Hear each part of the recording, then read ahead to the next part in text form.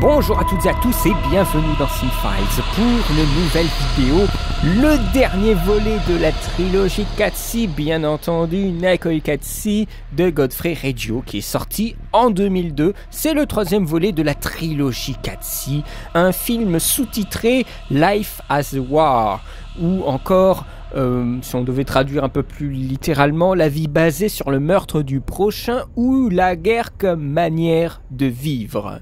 C'est une interprétation, on va dire un peu rapide, de la violence des civilisations modernes, des formes de violence qui sont assez diverses.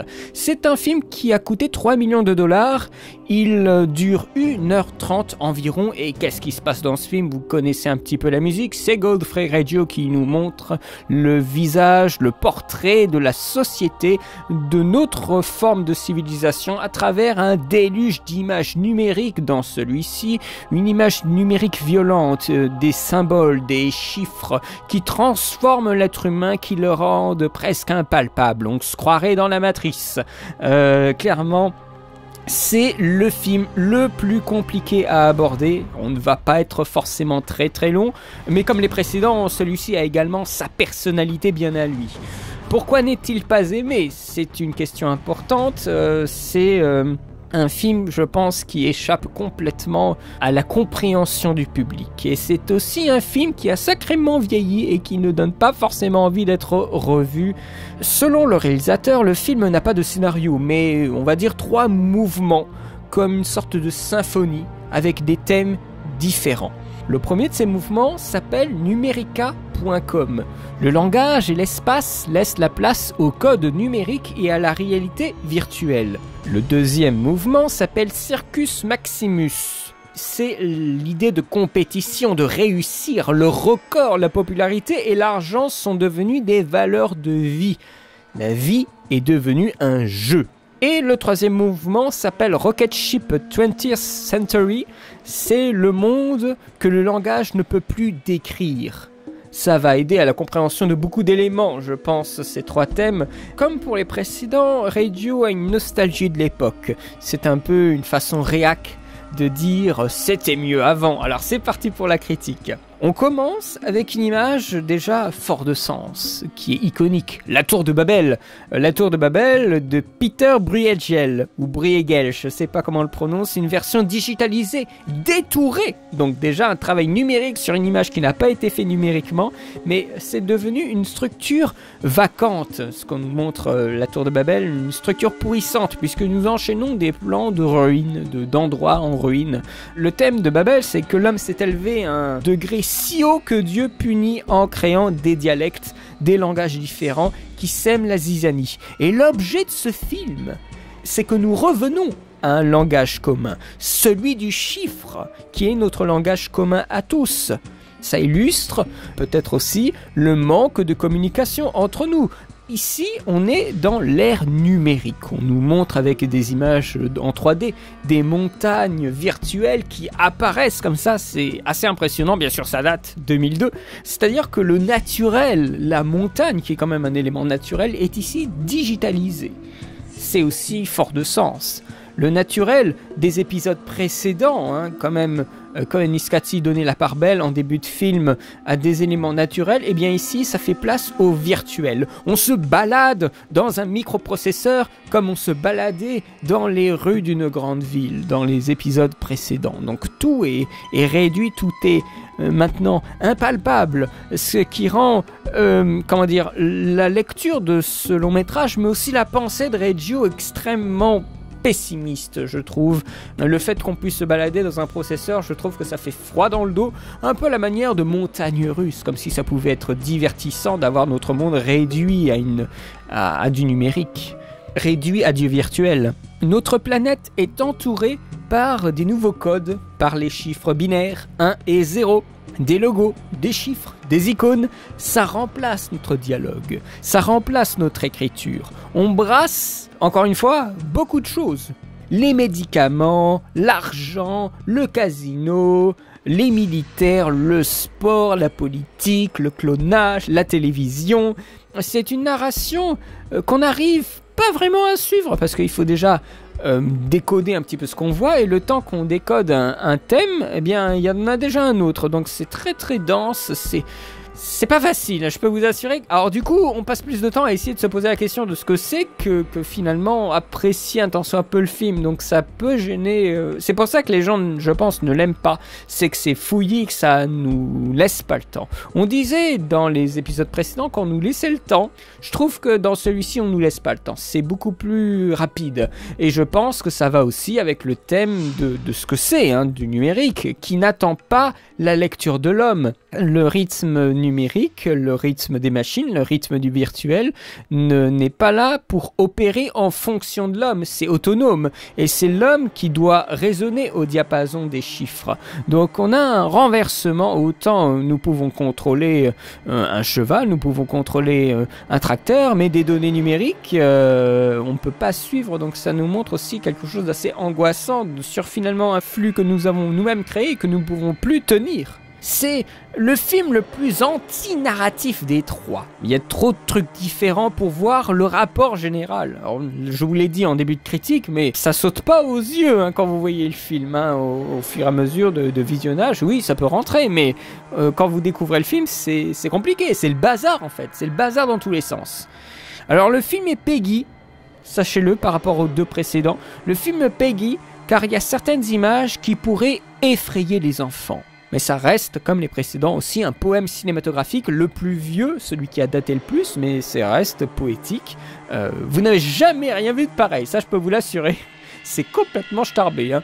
Par moments, on dirait presque un trip sous drogue. Hein. On a un zoom infini dans des espaces de délire visuel, je comprenais même pas ce que c'était. Alors de ce que j'ai compris, c'est un ensemble de Mandelbrot.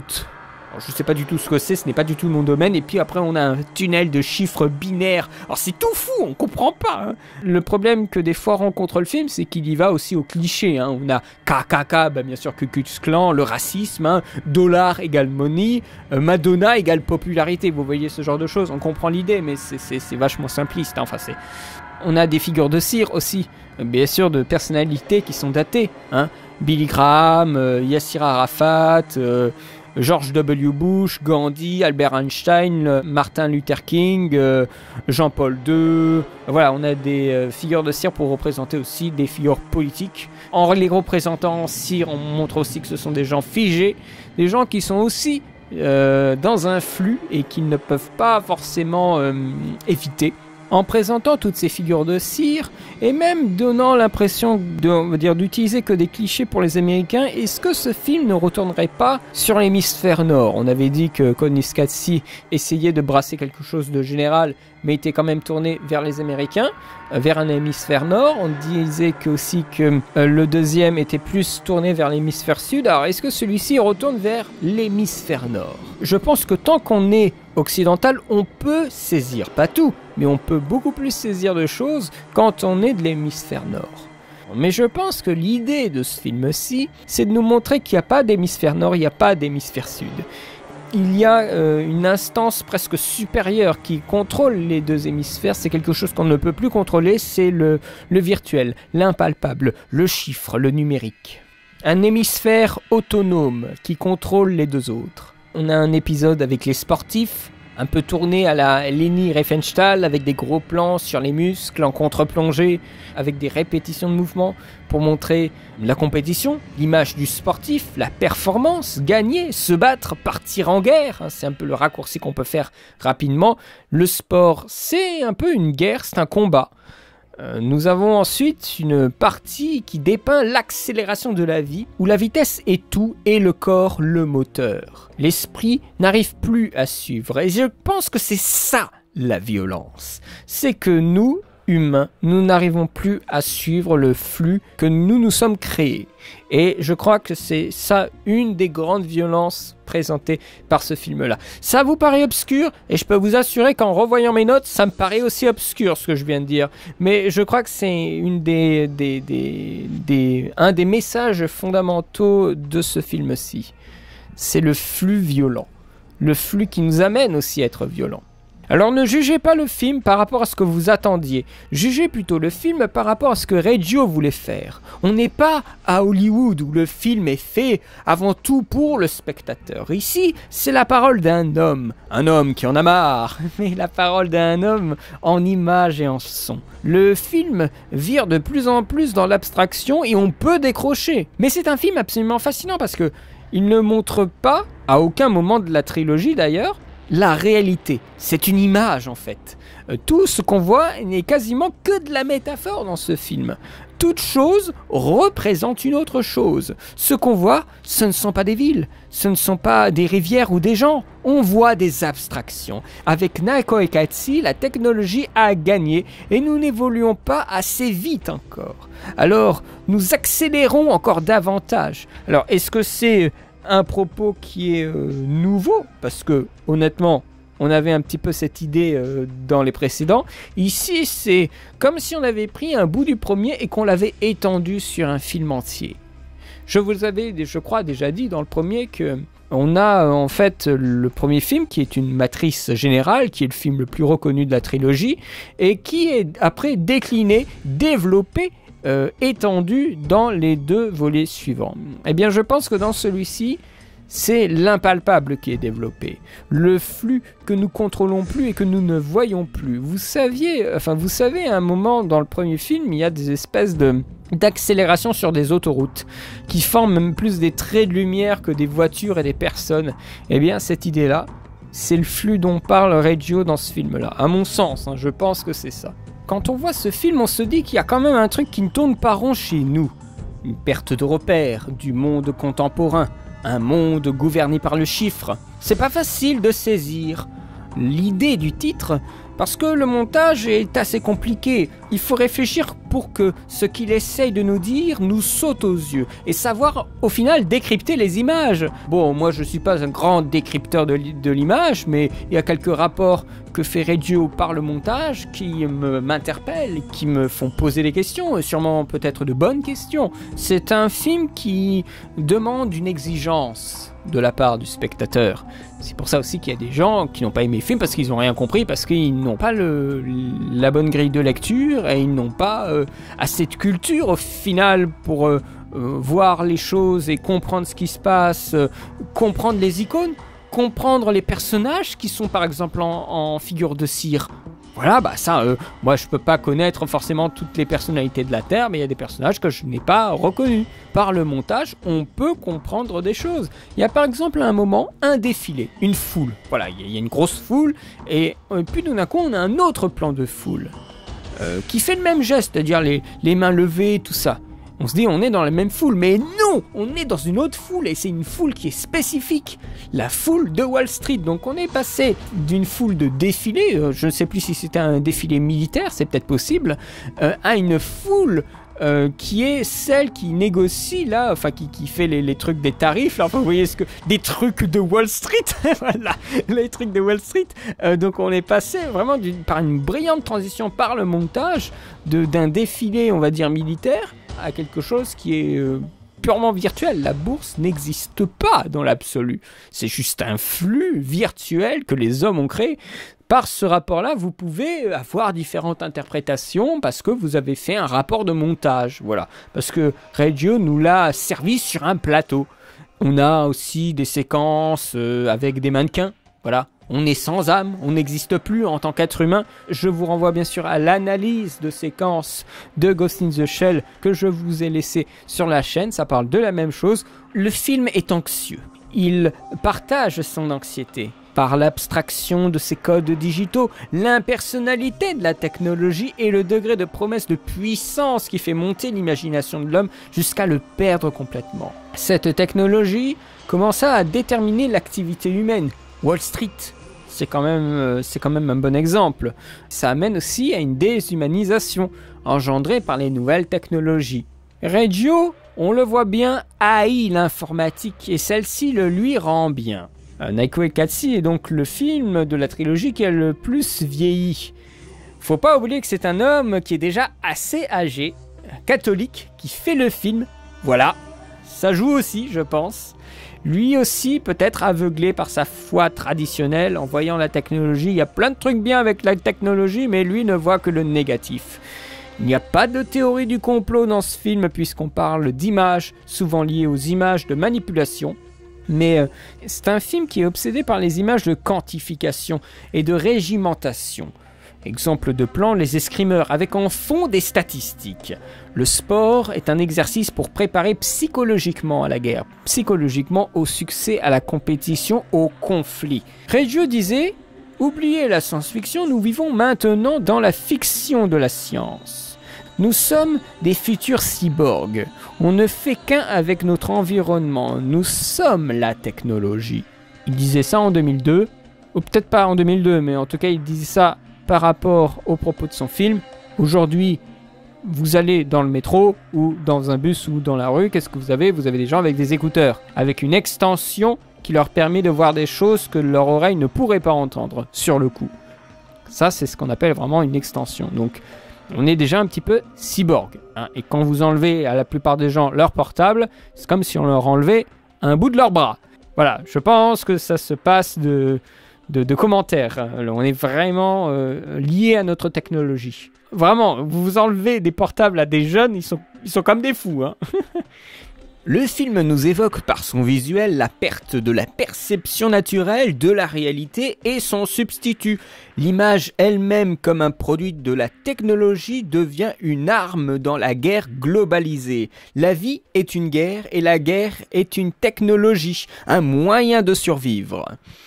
Ça nous amène à une image de fin terrifiante. On est en chute libre dans un monde virtuel, une existence stérile, dans un environnement qui n'est plus du tout naturel. Nous entrons dans une civilisation de cyborgs qui se battent entre eux pour essayer de vivre et de montrer aussi que nous vivons. Les questions qu'on se pose n'ont pas de réponse malheureusement parce qu'on ne se les posait pas encore à l'époque, à l'échelle globale je veux dire. C'est un puzzle qui ne peut pas être résolu et nous pouvons voir qu'aujourd'hui le puzzle n'est toujours pas résolu et ne voudra pas se résoudre. Ce n'est pas le but des images qui est le problème je trouve, c'est le décryptage des images. Le film reste trop refermé sur sa logique interne et ne semble pas se mettre à notre niveau de spectateurs qui n'avons pas forcément toutes les clés ou l'attention qui est nécessaire. Le film ne nous tend pas la main, je trouve. C'est peut-être là le problème. Ce qu'il a essayé de faire, c'est de créer un nouveau langage avec les icônes traditionnelles.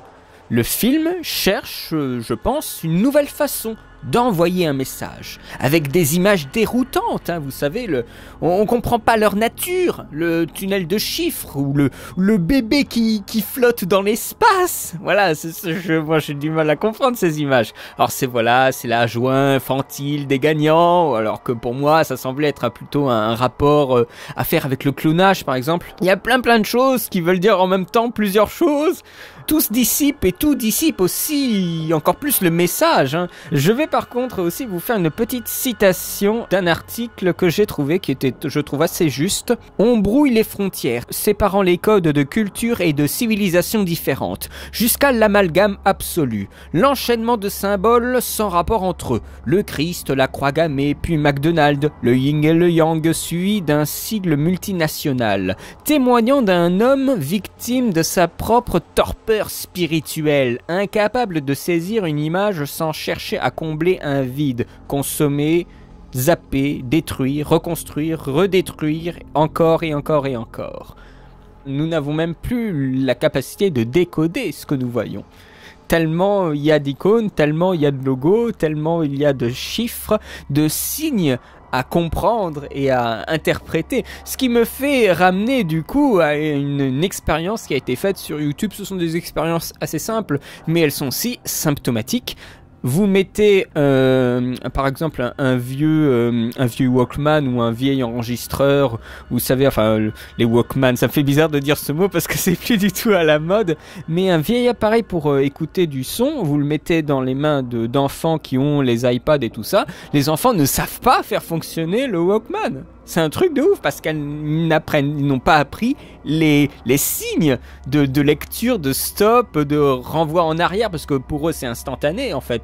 Ils voient plus par rapport aux chiffres, mais plus par rapport à ces signes-là. C'est symptomatique qu'il y a une perte aussi de signes, tout comme les générations de mes parents, ou plus âgés encore, sont complètement largués par l'avalanche de chiffres et de signes sur de nouveaux appareils ou sur internet. Donc il y a plein de choses au niveau des signes qui sont difficiles à voir en intégralité, parce que nous faisons partie d'une génération qui connaissons certains signes, et ça le film le dit d'une certaine façon, hein. Je n'ai pas cette réflexion comme ça dans le vent, le film me le fait sentir en fait, que j'appartiens aussi à une génération qui a ses propres signes.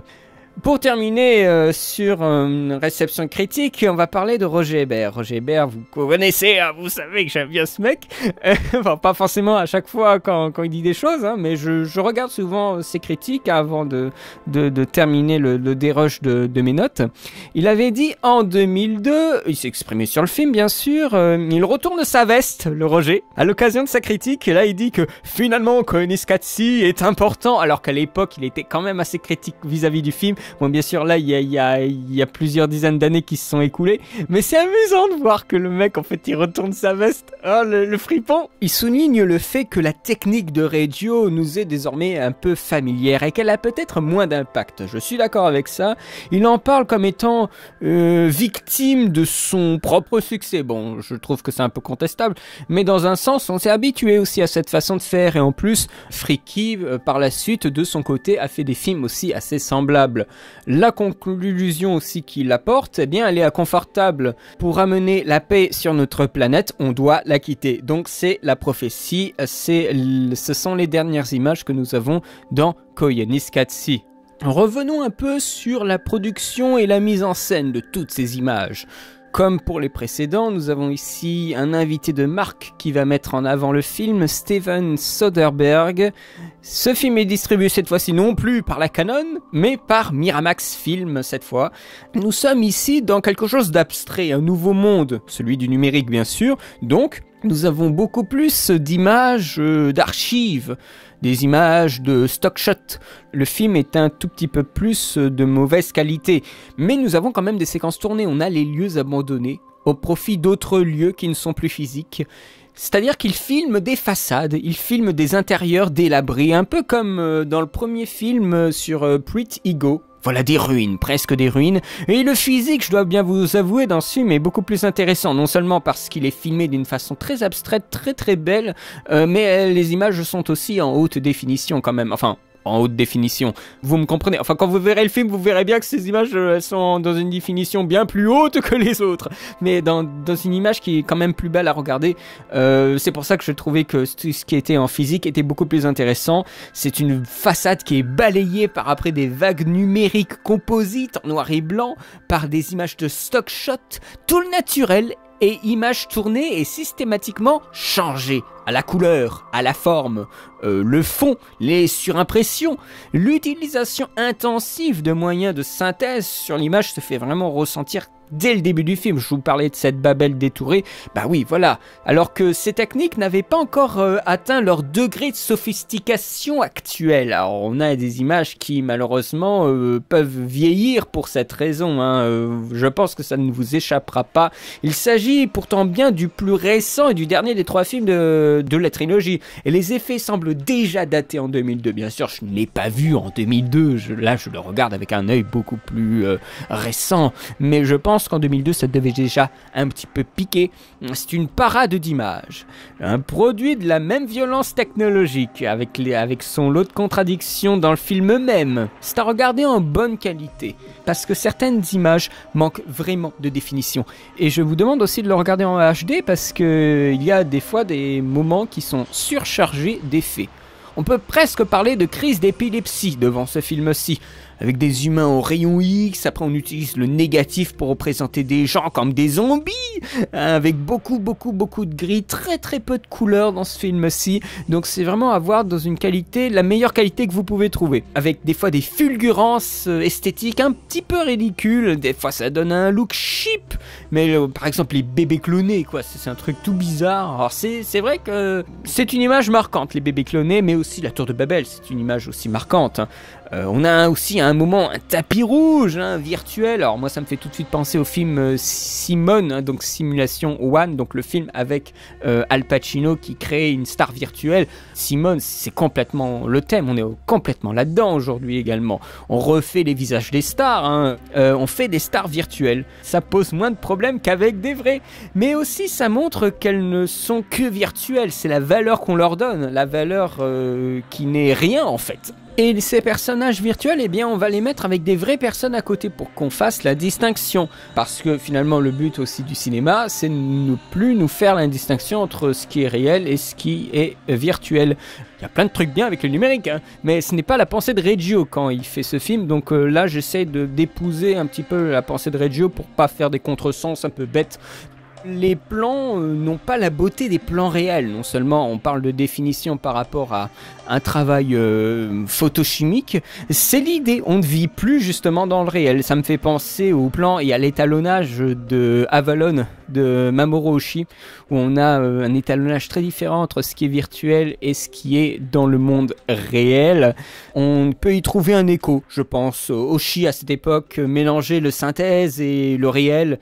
Quand on voit ce film, eh bien, on a encore l'impression que, en fait, le génie, c'est Ron Fricke, c'est pas Reggio. Quand on voit la qualité des films qu'il a fait, Fricke, Baraka, Samsara, ben moi je me pose des questions sur le talent en fait de Reggio à concevoir des images fortes. Je vous l'avais dit dans Powakatsi, je ne vais pas revenir dessus. Pour moi, celui qui a pu créer des choses fortes et finalement des beaux films et qui vont rester dans le temps, c'est Fricke, ce n'est pas forcément Reggio. Je vous ai parlé du visuel, mais il y a aussi la musique. La musique est vraiment importante dans ce film-ci.